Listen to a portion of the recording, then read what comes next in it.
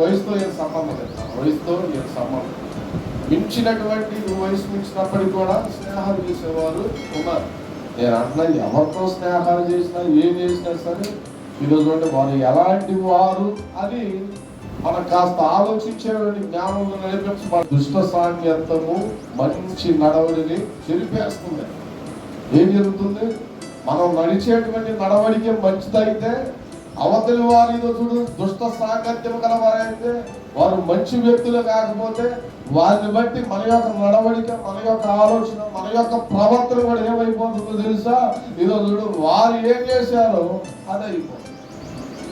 కాబట్టి స్నేహాలు చేసే విషయంలో స్త్రీలైనా, పిల్లలైనా, యవనస్తులైనా, పురుషులైనా, అది ఎవరైనా సరే చేసే స్నేహాలు ఎదుటి వ్యక్తులు ఎలాంటి వారు.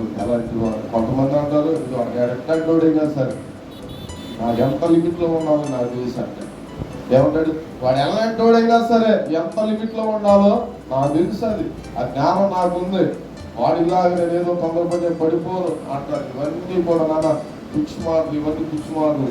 లోపల సాగుతుంది. 6 నెలలు సావాసం చేస్తూ వాడు వీడు వాడే